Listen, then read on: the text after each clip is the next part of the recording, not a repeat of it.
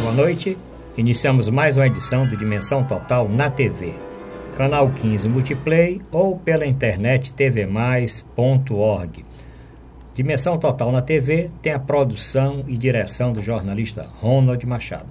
Lembro também o nosso programa de rádio, Dimensão Total no rádio, todos os domingos, de 10 a meio-dia na Rádio Assunção AM 620 ou pela internet 620am.com.br.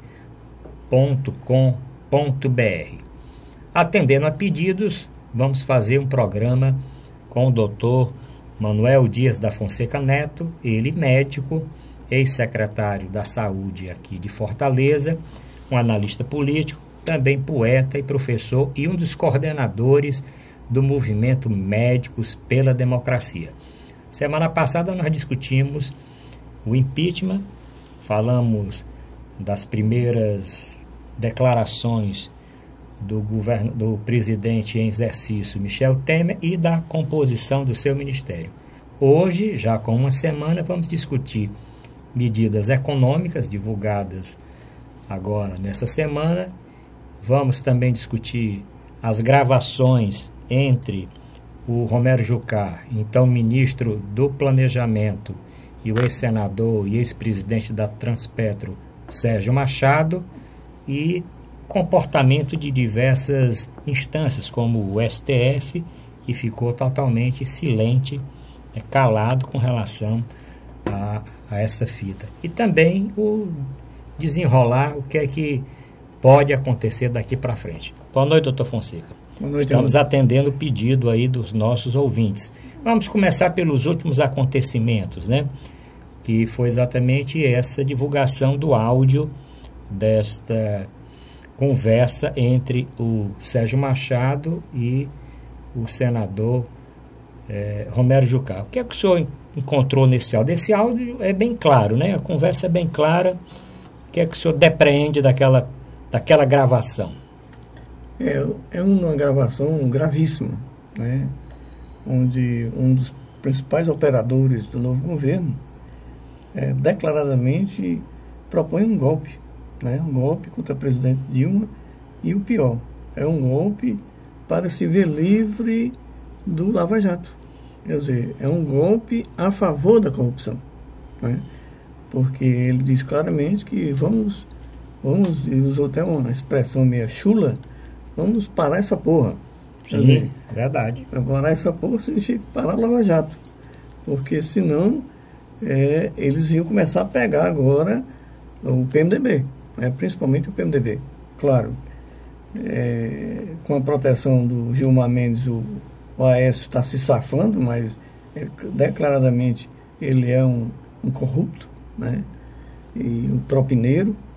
Né? E agora o Romero Jucá, o maior operador do Michel Temer no Congresso, anteriormente, propõe claramente um golpe, né? E dizendo que a única saída seria colocar o Temer, né, como presidente e tentar um acordão para, entre aspas, livrar o Lula e a Dilma. E é claro que a Dilma não aceitou, né?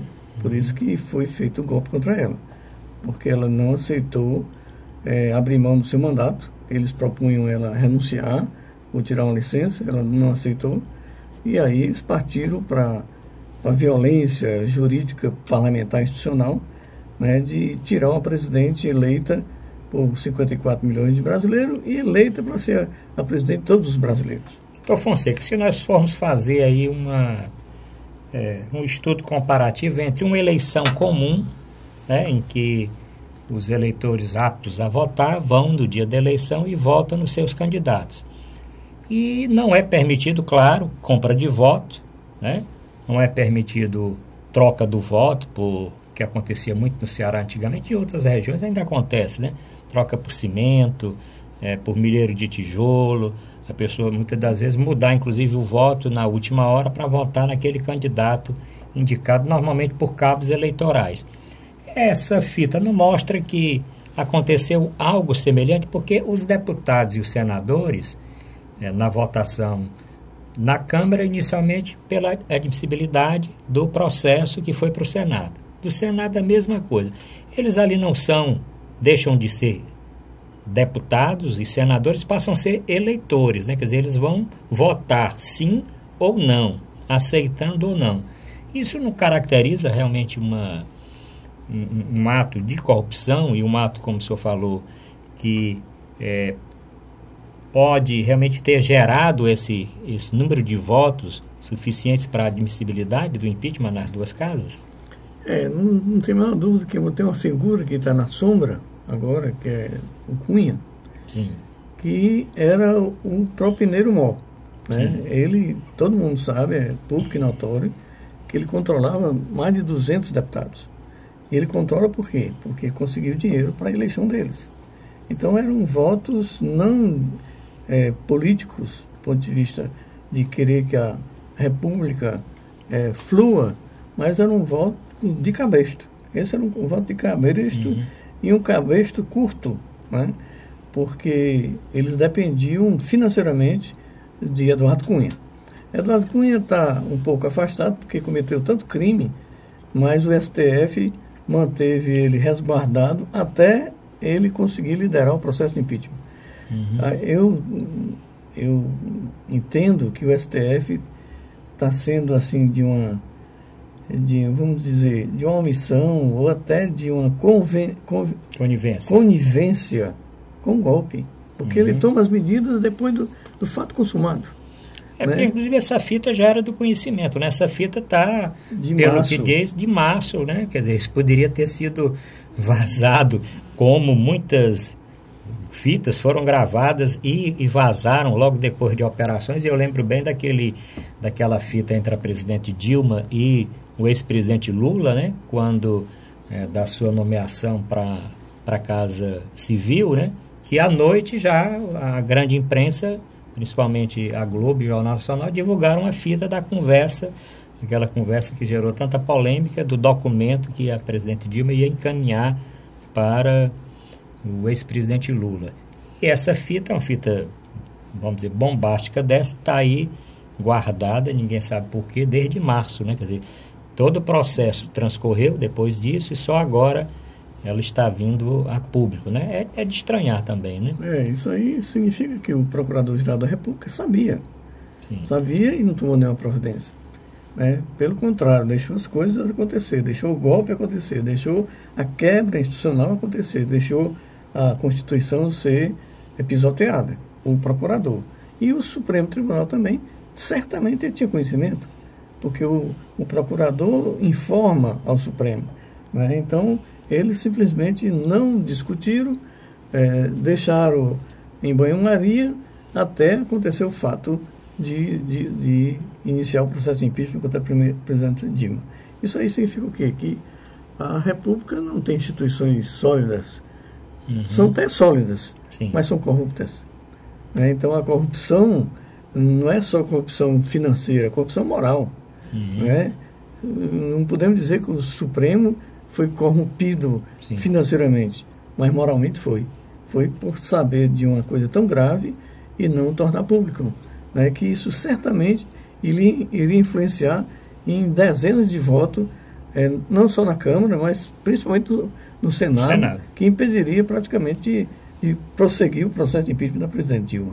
Doutor Manuel Fonseca, hoje saiu também uma reportagem, nesses dias, do ex-senador Delcídio do Amaral, né? Ele foi preso por aquela gravação que foi apresentada, foi preso, depois fez a delação premiada, foi solto, perdeu já o seu mandato. Ele colocou que a gravação dele, se for comparar em termos de gravidade com essa gravação do Sérgio Machado com o Romero Jucá, é uma obra de Disney. É verdade, porque o Delcídio, pelo menos o que se estava colocando, que foi o motivo da cassação dele, ele estava querendo obstruir o Lava Jato. Não é nem uma Lava Jato, era uma testemunha do Lava Jato, para que elas não fizesse uma delação premiada mais ampla. E por isso foi cassado. E, inclusive, no próprio Romero Jucá disse que foi uma linguagem baixa dele, foi uma cagada. Por quê? Porque o PT não defendeu o Delcídio. Eles queriam que o PT defendesse o Delcídio e se a cassação ficasse nas costas do PT.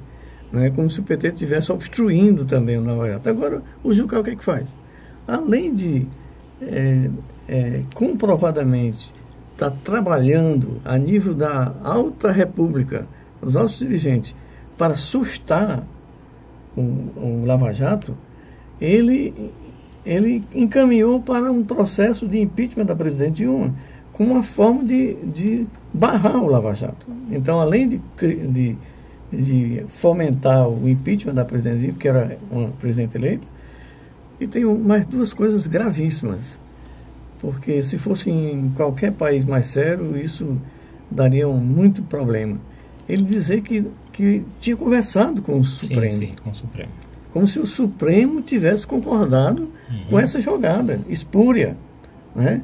E disse mais, conversou com as Forças Armadas. Forças Armadas, né? Quer dizer, será que pelo menos o comandante das Forças Armadas anteriormente mostrou uma posição mais ou menos equilibrada? Será que ele estava fazendo basófia? Será que ele conversou mesmo ou conversou com o general que é ligado a eles? Né? Ele disse que conversou com as Forças Armadas. Então, se isso estiver acontecendo, o golpe é de muito mais profundidade do que ele imagina. Né? Quer dizer, então é muito grave. Esse cidadão devia sair preso do Congresso, diretamente preso. Né? Como o Delcídio foi, como os outros foram presos, porque ele cometeu vários crimes. Né? A voz é dele, ele reconhece que a voz é dele. Não tem um dúvida, áudio, né? Tem um não áudio, tem nenhuma né? dúvida. Ele no começo tentou até ainda trocar um pouco a fala, né? Dizendo que não tinha dito aquilo, mas depois do áudio, quando o áudio vaza, aí todos têm acesso à gravação por completo, ele ficou desmoralizado e o presidente em exercício, interessante, inicialmente deu uma licença. Né? Deu uma licença, né? Depois saiu uma nota aí, elogiando, inclusive, né? Uma nota elogiando, dizendo que ele vai continuar fazendo o seu trabalho, né?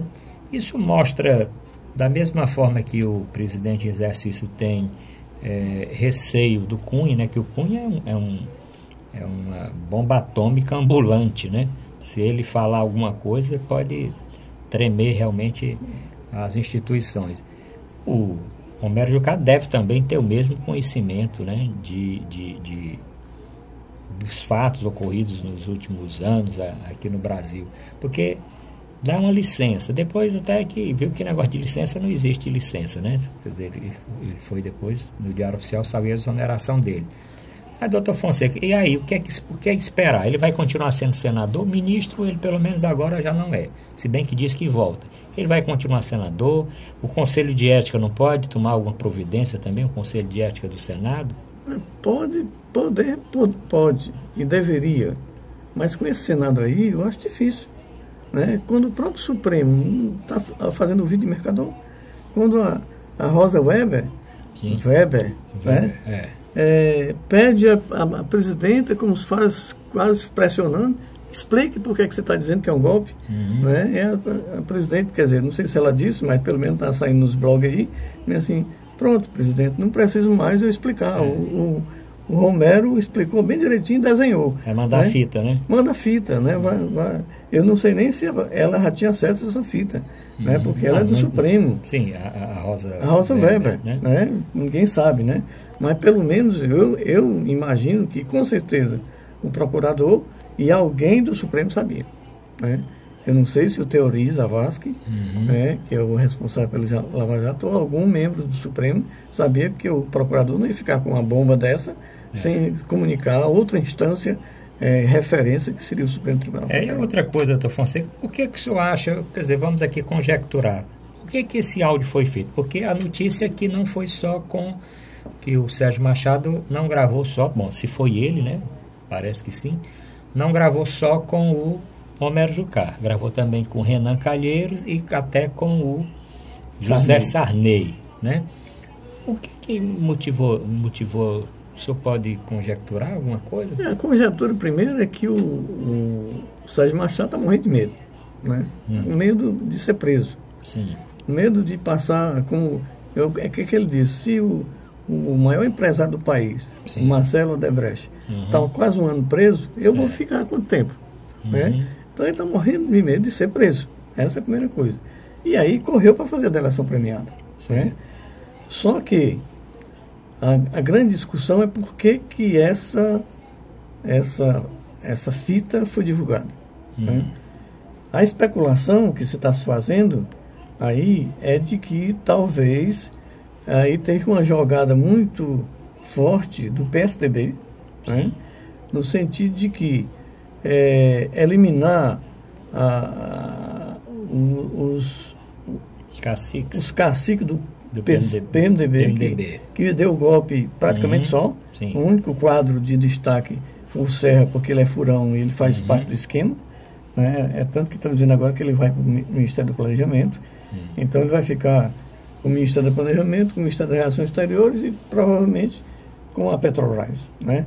Então se especula que talvez tenha uma jogada dos banqueiros, né? E dos grandes empresários, mas praticamente dos grandes banqueiros, com o Serra e com o capital internacional, no sentido de não confiar no PMDB, né, porque ele sabe das informações, eles sabiam dessa fita. Né? Provavelmente a embaixadora dos Estados Unidos, que estava em negociação permanente com o Temer, né, e tem um sistema de informação muito avançado, inclusive algumas coisas foram eles que divulgaram para o Supremo, então provavelmente ela sabia e viu como alternativa talvez fosse, né, o grupo do PMDB com o próprio Temer, né, e o Temer se livrar do Cunha, né, e se livrar de alguns PMDBistas indesejáveis, o próprio Aécio. O Aécio foi rifado, tanto que na fita ele diz claramente, quer dizer, o Aécio primeiro a ser comido. Comido. Né? Quer dizer, ser destruído porque nós sabemos como é que ele age, ou seja, sabe a patifaria que o Aécio é capaz de fazer do ponto de vista da corrupção. Então se especula que isso é uma jogada do capital financeiro internacional junto com o PSDB, e o Temer seria um auxiliar desse processo e o executor, porque ele tinha o controle da maior máquina, né, partidária, que era o PMDB. Bom, vamos terminar agora o primeiro bloco, voltamos daqui a pouco ainda com esse tema. VaptVupt, voltamos já.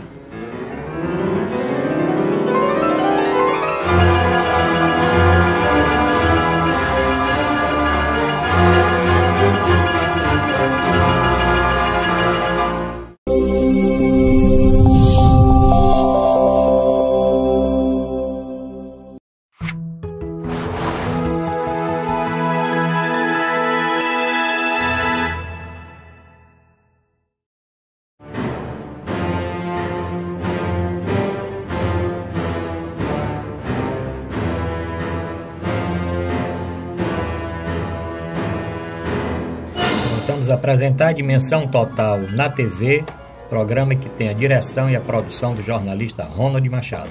Dimensão Total na TV, canal 15 Multiplay ou pela internet tvmais.org.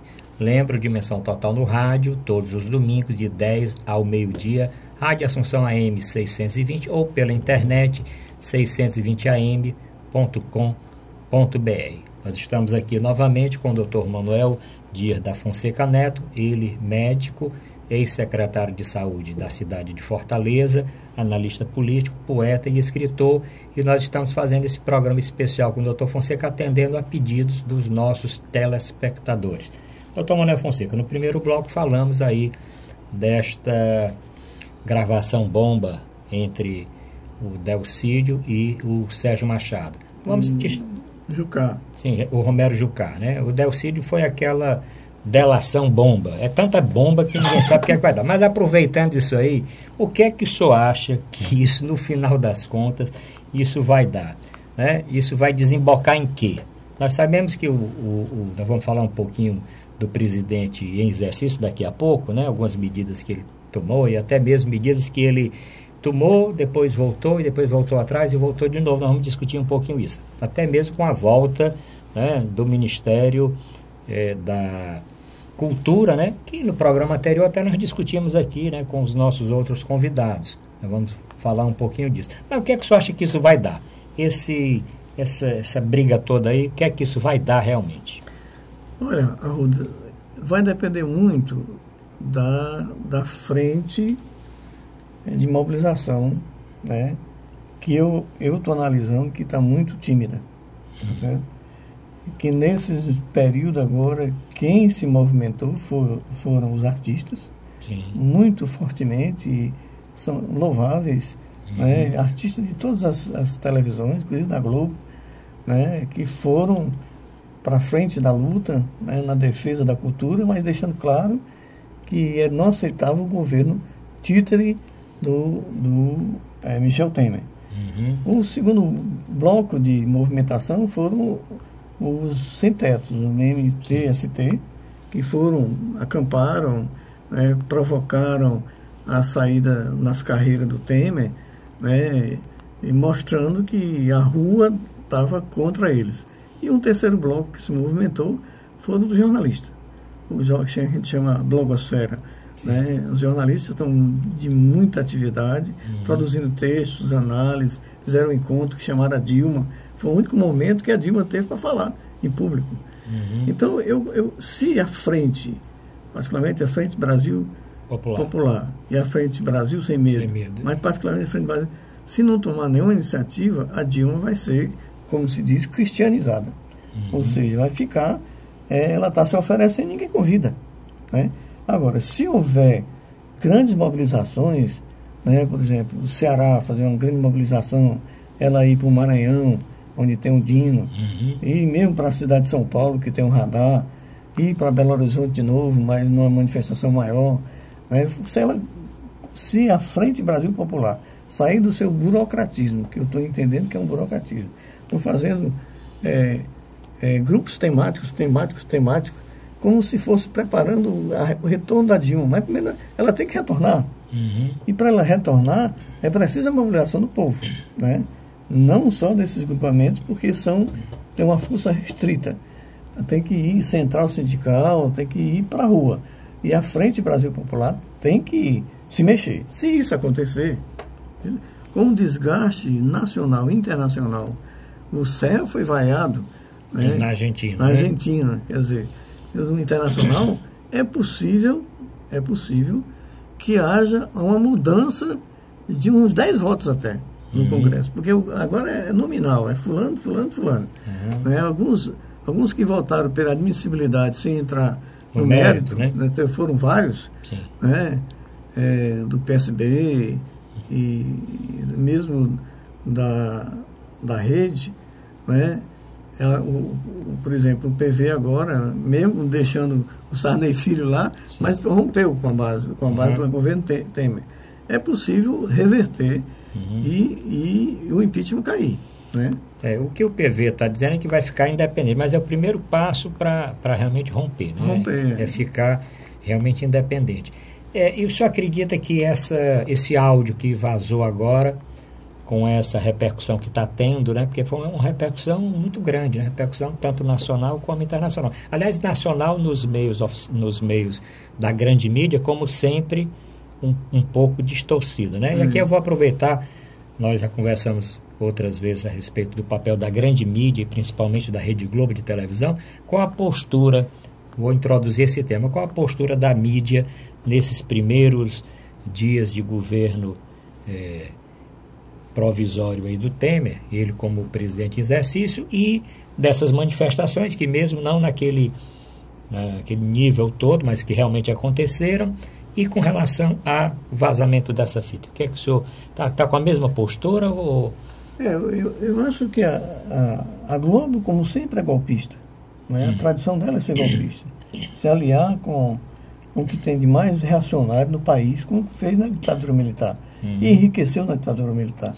Então ela tem essa tradição e agora não está negando a tradição.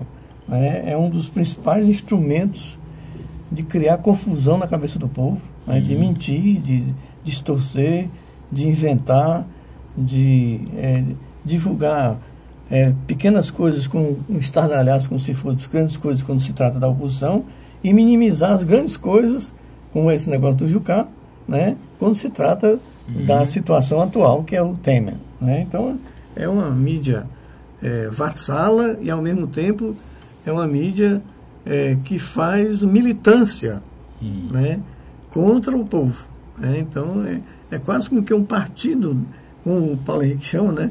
Partido da imprensa golpista. É o PIG. E, traduzindo, é o porco. Né? Então, é um partido da imprensa golpista. A Folha de São Paulo emprestou carros dela no tempo da ditadura para prender pessoas, né, e para o doicode. Então, a Folha de São Paulo tem uma tradição também golpista. Então, o Valente, que vazou, é um jornalista sério. Né? Inclusive, fez um livro sobre o Daniel Dantas. Mas por que a Folha permitiu divulgar? Né? É uma outra pergunta, né? Pois é. A Folha não faz de graça, né? E nem faz no sentido de permitir que um jornalista de esquerda dê um furo extraordinário. Ela tem uma intenção. Até se desse zebra, não, foi o jornalista que é de esquerda e andou fuçando e fazendo a coisa errada. Mas se ela está permitindo, inclusive ela reafirmou, é porque tem grandes interesses econômicos por trás. E aí eu acho que é o grande capital internacional que está por trás. Né? Aquela discussão que toda a América Latina está sendo minada, né? Porque os americanos perderam um pouco de espaço com o fortalecimento da Rússia e da China, né? E ficaram muito desgastados no Oriente, né? Pelas guerras de invasão que eles provocaram, né? Houve um fortalecimento do euro e, de repente, dos BRICS. Então, os Estados Unidos está se voltando para a América Latina no sentido de ter o seu quintal, que já foi o quintal dos Estados Unidos, vão retornar os quintal, porque estava havendo vários governos progressistas na América Latina, né, de autonomia e de independência em relação aos Estados Unidos. Então, acho que são grandes corporações que estão interessadas no petróleo, né, e que têm conhecimento das possíveis falcatruas do PMDB, né, tanto do Eduardo Cunha como dos outros membros do PMDB, e que disseram, bom, vamos ver uma alternativa aceitável internacionalmente, né, porque do jeito que está, com essas delações premiadas ou não, mas particularmente essa do Sérgio Machado com o Romero Jucá, desmoralizou completamente a ideia de que é um impeachment. Não é um impeachment, é um golpe. É um golpe na instituição da presidência da República, quebrando o Estado democrático de direito. Né? Porque antes da discussão, né, doutor Fonseca, o grupo que falava em golpe dizia claramente que as acusações contra a presidente Dilma de pedalada fiscal, né, de assinar decretos sem autorização, que isso não era motivo, né, para o impeachment. Esse era fato. Agora vem esse áudio mostrando que, além disso, quer dizer, reforçando que, além disso, de não ter tido as causas, não justificavam o impeachment, tem agora os eleitores, que é como eu falei, né, os deputados e senadores que votaram com receio de que, principalmente a Operação Lava Jato, continuasse, porque inclusive no áudio fala um termo que é muito usado, boi das piranhas, né? Boi das piranhas, né? Quem seria esse boi das piranhas? Eu imagino que são dois. Sim. Né? Um com certeza é o Aécio Neves. Né? O Aécio Neves vai ser o boi de piranha, porque nem o PSDB confia nele. Né? Então acho que eles vão entregar o Aécio Neves. Vai ser o primeiro boi de piranha. O outro boi de piranha, que eu não sei se eles vão ter coragem de fazer, é o Cunha. Né? Porque ele representa a expressão da corrupção. Né? Só que ele tem uma força extraordinária, né? Ainda, porque tem o domínio da Câmara de Deputados e tem um certo domínio do próprio Senado. Então, com certeza, um dos bois de piranha vai ser Aécio Neves. É o próprio áudio, né, do Romero deixa claro isso, dizendo que nós já sabemos quem é Aécio, isso daí não vai para canto nenhum, e logo depois disso ele fala um boi de piranha. Né? Quer dizer, então eles vão sacrificar alguém da direita para dar uma certa conotação de tentar salvar a alma do Supremo. O Supremo está com a alma manchada, né? Perdeu a masculinidade, podemos dizer assim, no sentido não... sentido figurado. Figurado, né? A masculinidade no sentido da firmeza, né? E se avacalhou completamente. Né? Então, talvez para dar uma fachada de certa independência do Supremo, eles vão pegar alguém da direita para exatamente sacrificar e salvar a mandada, né, do restante do que estão provocando o golpe. Doutor Manuel Fonseca, no terceiro bloco nós vamos falar das medidas econômicas anunciadas essa semana, mas eu queria saber, eu já introduzi inclusive esse assunto, que foi o recuo com relação ao Ministério da Cultura, né? Quer dizer, o recuo porque a justificativa era que o Ministério era desnecessário, né? Não precisaria ter o Ministério, ele podia ficar acoplado ao Ministério da Educação, e depois, com toda essa repercussão, o presidente aí em exercício resolveu voltar atrás, né? O que dá uma certa força para esses movimentos que o senhor falou, né? Quer dizer, se os movimentos, e se eles forem ampliados, né? O presidente já mostrou que não é muito afeito a esse tipo de confronto, né? Até mesmo porque ele não tem muita base para isso, né? O que é que o senhor achou da volta do Ministério da Cultura e desta possível mudança em outros aspectos aí, até mesmo depois o retorno da presidente Dilma, se a pressão aumentar? É porque foi uma burrada do Temer, né? Porque o Ministério da Cultura é um ministério, não, por exemplo, do ponto de vista econômico, essencial, apesar de ter, porque tem os pontos de cultura, tem peças de teatro que incorporam mão de obra, tem filmes que incorporam mão de obra, etc. Mas tem uma questão que é o patrimônio imaterial do pensamento do povo brasileiro. Né? Então, os artistas são muito queridos pelo povo. Né? Então, eles criaram uma área de atrito exatamente com a categoria profissional que é amada pelo povo, né? No geral, né? Apesar de que os trouxinhas terem agredido alguns artistas, mas na grande maioria eles são muito queridos pelo povo. Então repercute muito mal, e aquele fato daquele filme, todos os atores do filme em Cannes ter declarado repercussão internacional, né? Ninguém me compreendia como é que acaba o Ministério da Cultura no país.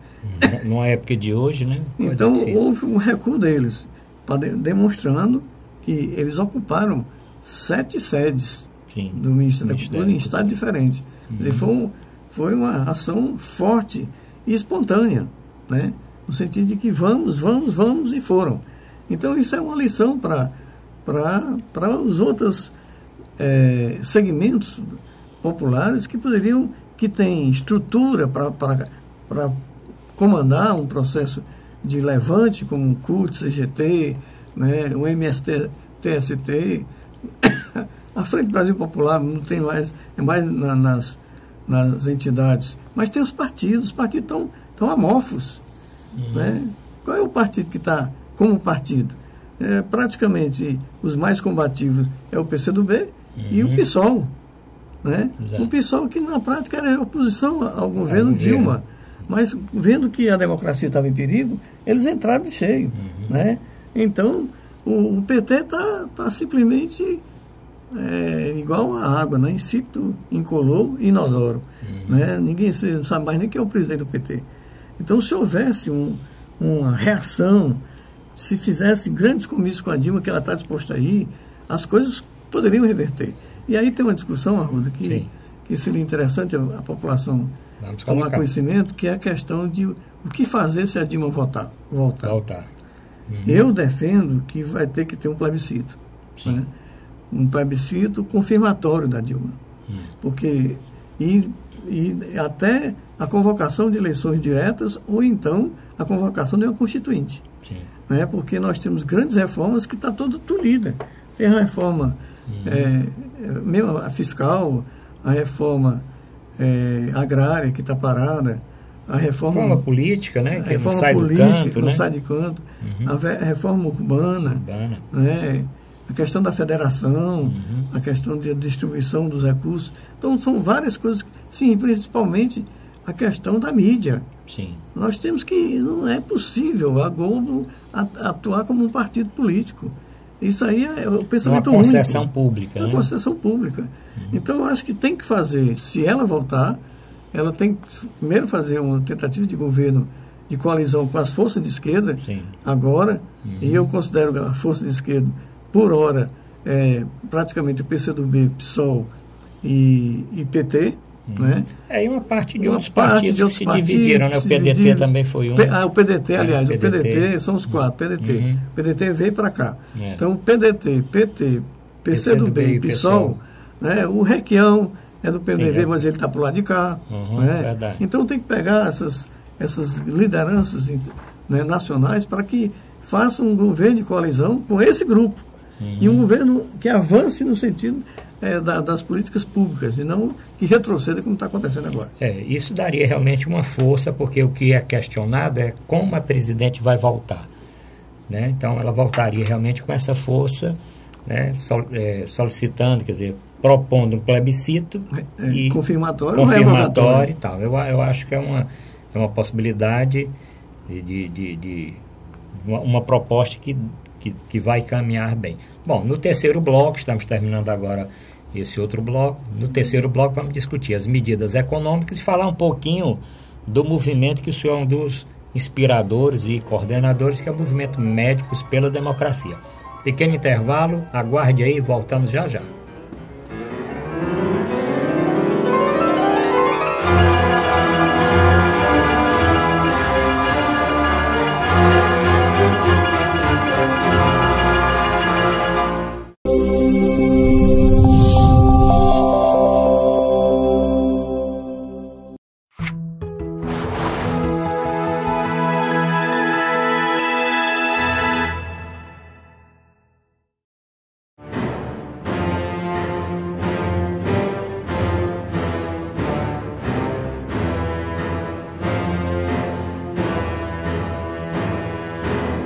Voltamos a apresentar Dimensão Total na TV. Dimensão Total na TV tem a produção e a direção do nosso grande amigo jornalista Ronald Machado. Canal 15 Multiplay ou pela internet tvmais.org.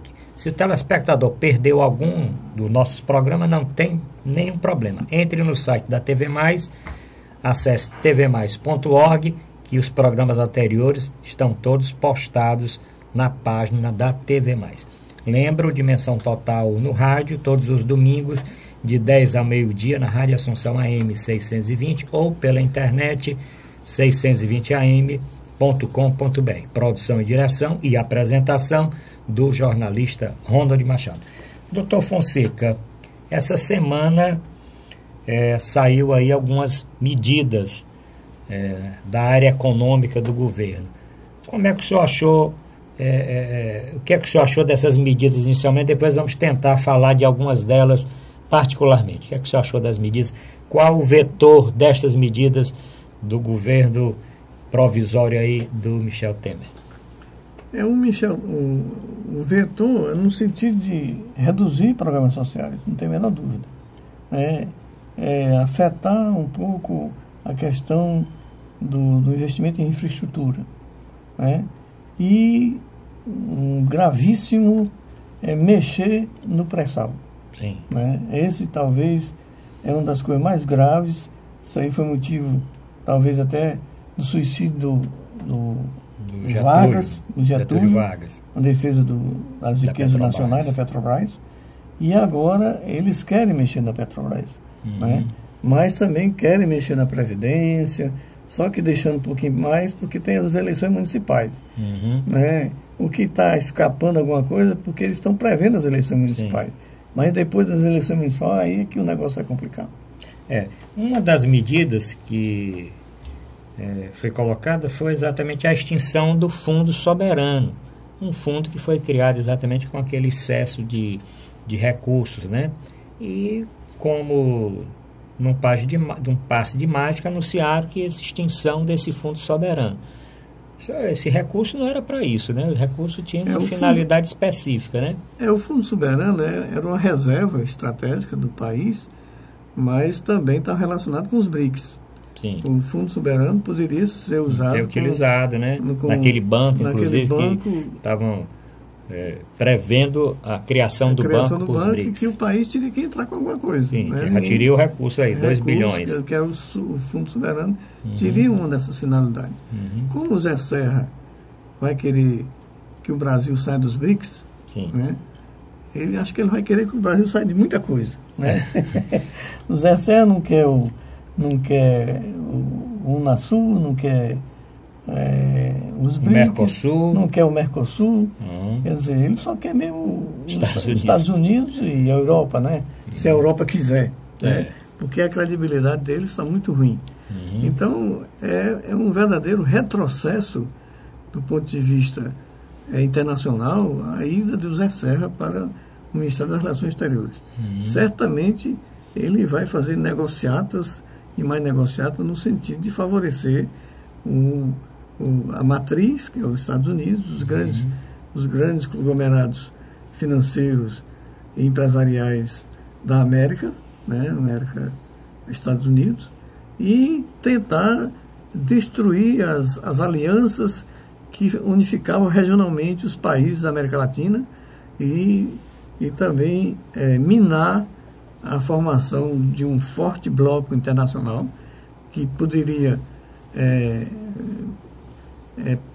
praticamente inaugurar a multilateralidade, né? Não só um centro de poder, mas vários centros de poder, né? Estados Unidos, Europa e os BRICS. Né? Então ele vai fazer um destroço, né? Não tem a menor dúvida.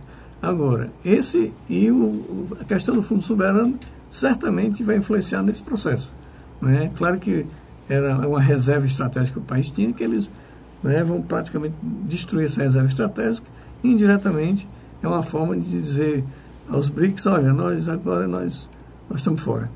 Uma outra medida também anunciada é vamos dizer assim, a cobrança ao BNDES de 100 bilhões de reais, que tinham sido recursos, né, de 500 bilhões que foram aportados do banco, exatamente para o banco fomentar, né, o crescimento do nosso país. E agora o governo está exigindo que de imediato 40 bilhões retornem, em um ano mais 30 e depois, com mais alguns meses, mais o restante, né, os outros 30.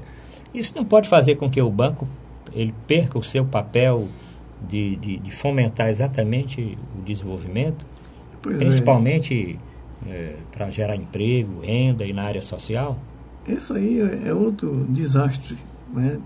Porque o BNDES tem um papel de fornecer mecanismos de crédito, né? De empréstimos para quê? Para infraestrutura. Infraestrutura que liberta o país do atraso de só vender matéria-prima, né? Só vender alimentos, só vender... Né? Tem que incorporar tecnologia. Né? Então isso é um retrocesso. Vai ser um retrocesso por Minha Casa Minha Vida, porque pega a construção civil. Talvez, eu não sei nem até que ponto vai ficar a questão da transposição de São Francisco, porque é investimento pesado. É investimento pesado também na energia renovável, particularmente das hidrelétricas, né, que, né, a questão da comunicação por via férrea com vários portos pode também sofrer, né? E a infraestrutura, inclusive, para a inovação tecnológica, né? Então, eu acho que isso é praticamente anular o papel do BNDES como fomentador da infraestrutura, do desenvolvimento econômico do país, particularmente com grande incorporação de mão de obra. O que se fala depois dessas medidas é que o Banco do Brasil vai sofrer bastante, o BNDES também e, como o senhor já citou, a Petrobras. Agora, tem uma preocupação para a nossa área da saúde, que é exatamente esse descontingenciamento, né? Descontingenciamento. O nome é até difícil, né? Que hoje foi uma luta, né? Uma luta dos que defendem o SUS, que defendem a educação, e agora o governo quer retirar, inclusive colocando, quer dizer, coisas recentemente aprovadas, lutas históricas das entidades que defendem a saúde, colocar inclusive aumento em cima da variação do PIB, né? Ou então da receita corrente líquida, né? Isso foi aprovado o ano passado. Então, já se prevê que para a saúde e para a educação tenha uma redução drástica de recursos, né? Que esses recursos fiquem aí engessados, né? Olha, se a saúde e a educação já sofrem hoje, né? Imagine aí com essas mudanças todas na área da saúde, envelhecimento da população, o aumento da violência, o aumento, consequentemente, com o envelhecimento das doenças crônicas, né? A transição nutricional, né? E outras coisas, mas como é que nós vamos ficar na saúde e educação? O que é que o senhor prevê para a saúde e educação para os próximos, vamos dizer, os próximos meses, os próximos anos? Essa decisão do Temer é uma perversidade, né? Porque o que eles estão querendo? Reduzir o recurso da saúde e educação para que fortalecer o setor privado, suplementar da saúde, né? Eles não tiveram coragem de... Estavam até pensando em alguns procedimentos serem pagos. Sim, né? O Ricardo Barros, né, o novo ministro, que é engenheiro, ministro da Saúde, tinha naquela entrevista na Folha de São Paulo, nós até temos conversado no programa passado, não deu tempo, né? Ele, respondendo às perguntas, uma das propostas é aumentar a venda de plano de saúde, como se isso fosse resolver o problema da saúde pública do Brasil, né? Então, teve aquela grita toda das entidades que defendem o SUS, e ele andou já dizendo que não foi bem isso, que entenderam mal, né? Mas o senhor acha que é isso mesmo, né? E tem mais o seguinte, como ele esse nome eu não vou nem falar mais no nosso programa aqui não, porque é um nome ruim. Descontingenciar. Pronto, descontingenciar. Descontingenciar significa o quê? É que 25% dos recursos vão para a educação, que vão para a educação e saúde estão livres, não vão ser obrigatórios. É para usar, mas os gestores poderão não usar. Né? Porque antes era fixo, não podia, só podia usar na saúde. Porque inclusive era até improbidade administrativa, se um gestor, eu lembro na minha época como secretário, o que eu olhava mais é se no mínimo 12% nós estávamos investindo na saúde, porque o que é que diz? 12% os estados, 15% os municípios. Então o prefeito fica lá contando lá para não ter menos de 15%. A maioria, inclusive, das prefeituras investe mais. Mas nos estados, a luta era exatamente para ficar na casa dos 12%, inclusive não colocar nada que não seja diferente de saúde nesse cálculo, né? Era outra luta que nós tínhamos. E agora, isso sendo escancarado, ninguém sabe realmente como é que vai ficar. O que vai acontecer é a mortalidade, particularmente dos idosos, né? E se você reduz investimentos na área de saúde, quem vai sofrer mais são os idosos, porque a população está envelhecendo. E você tem que ter um suporte de assistência exatamente dessa população que está envelhecendo. Se você diminui recursos para a saúde, quem vai mais sofrer são eles, né? As pessoas que passaram a vida trabalhando e que não vão ter acesso a serviços de saúde gratuitos, né? Porque com esse descontingenciamento vai acontecer que se tiver um prefeito ou um governador que não tenha muito envolvimento com a saúde, ele tira e bota em outro canto, né? E a mesma coisa é a educação. São as duas coisas chave da nação. Primeiro, investir pesado na educação, né, para incorporar mão de obra qualificada cada vez mais, para a gente dar o salto qualitativo do ponto de vista de produzir máquinas e produzir equipamentos e materiais e tecnologia e inovação tecnológica. Você só pode fazer isso investindo em educação, em pesquisa, em universidade de alta qualidade, em segundo grau, em institutos de educação. Então, eu acho que isso aí vai ser uma maldade para o povo brasileiro, que estavam entrando, se incorporando do ponto de vista da mobilidade social, e o caminho da incorporação da mobilidade social é através da educação, né? O acesso à universidade, acesso aos institutos, acesso à educação de qualidade. E a outra agora, que ele liberou 25% para usar como bem entender, né, foi exatamente a saúde, que é um negócio sensível, né, que está num ponto que precisaria maior investimento, inclusive a luta nossa era 10% do PIB. 10%. Né? 10% da receita corrente bruta, da né? receita corrente bruta, quer dizer, era um recurso bem maior, ele vai tirar. Né, eu não sei como é que vai ficar realmente a saúde com um recurso dessa forma, porque se hoje nós já temos dificuldade aqui mesmo no Ceará, tem um hospital regional de Xaramubim construído aguardando recursos. Se isso for valer, parece que sim, não tenho expectativa desses novos equipamentos funcionarem, né? Porque ficar o recurso aí congelado ou diminuir, não tem a menor possibilidade. Mas, doutor Manuel Fonseca, é interessante que logo depois do anúncio das medidas, a FENABRAN, que representa os bancos, né, ela emitiu uma nota parabenizando pelas medidas, né, dizendo que são medidas muito boas e tal. Não se falou em queda de juro, né? Por isso que eles colocaram essa nota, né? Porque as medidas vão ser em cima do povo trabalhador. Né? Então, estão discutindo a questão da idade mínima da Previdência. Sim. Né? Uhum. Quer dizer, que eles estão, apesar de o Temer dizer que isso não é um momento agora, mas o Meirelles diz que tem que mexer na Previdência. Né? Então, e aí vai estimular a Previdência privada também, não tem a menor dúvida.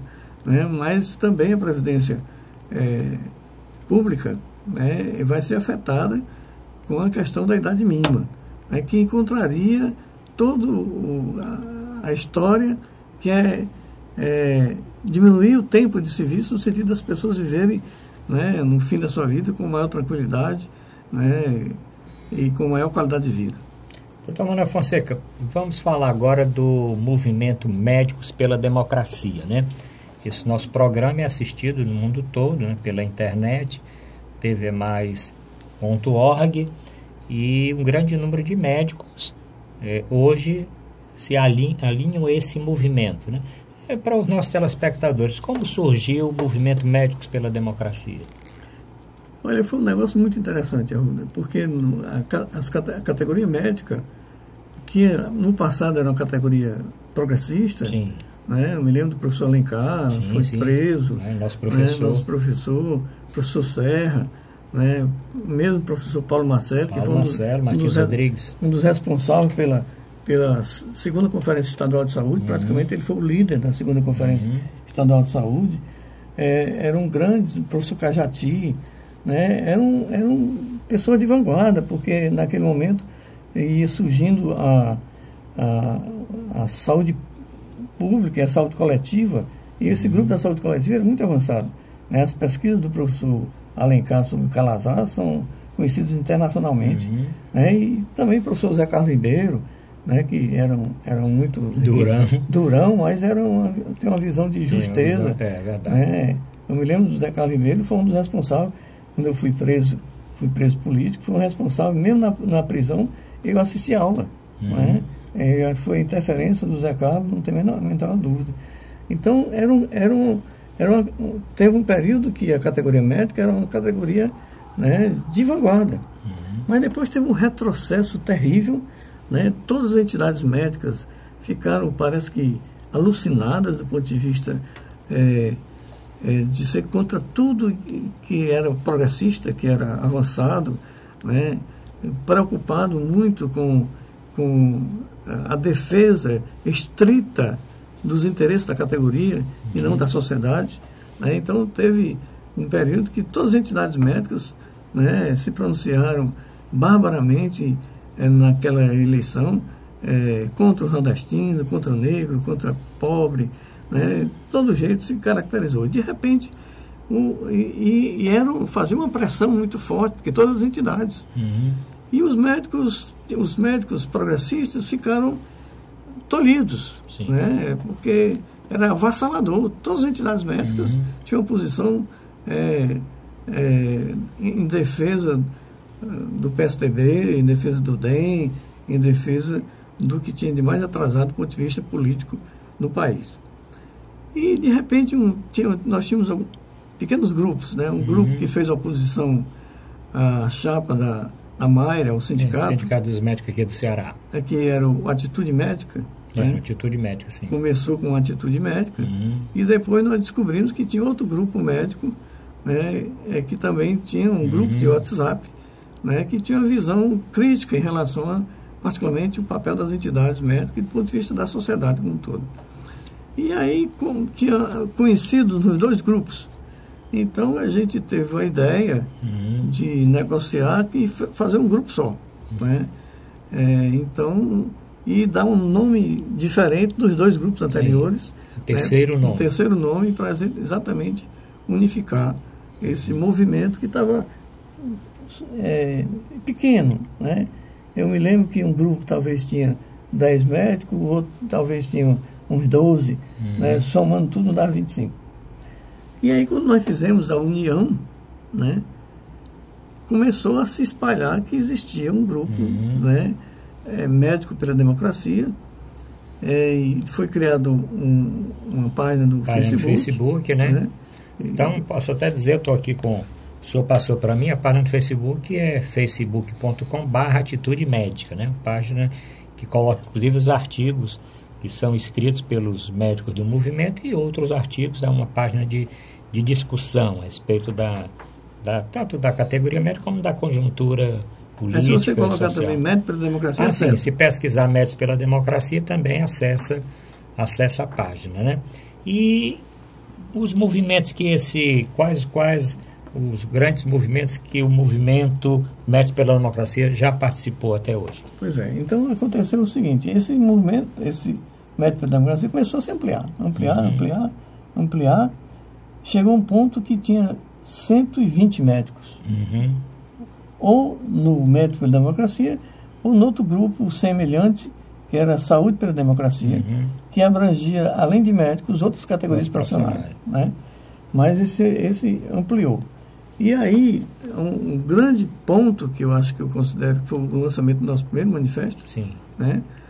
Que teve mais de 3.000 assinaturas, né? E foi publicado no jornal. Sim, jornal de grande circulação. De grande circulação aqui, com assinatura e com o CRM deles. Ou seja, para dizer o seguinte, tem médicos progressistas no Ceará. E esse movimento hoje não é só do Ceará, não é isso? Não, médicos de todo o Brasil participam. Não só participam, mas como criaram grupos com esse também mesmo nome. Nas suas cidades, Médicos pela Democracia. Mas tem vários médicos do Rio de Janeiro, de São Paulo, Recife, que fazem parte do nosso grupo. Né, e se entusiasmaram e fazem parte ativamente do nosso grupo. E a luta vai continuar, não é isso? O movimento continua, independente de qualquer... Tem um negócio muito interessante, Arruda, é que o grupo tem o que eu chamo Ágora Digital. Sim. Tem um debate intenso dentro do grupo. Né? Então, troca de ideias, discute até a filosofia, mas discute a questão da política. Então, está muito ativo, né? E participa das ações quando foram programadas, né, da Frente Brasil Popular. Bom, agradecendo aqui a presença do Dr. Manuel Fonseca, ele médico, ex-secretário de Saúde da cidade de Fortaleza, analista político, escritor e poeta, agradecendo a audiência do telespectador, aguardamos todos na próxima semana. Obrigado a todos e até o próximo programa.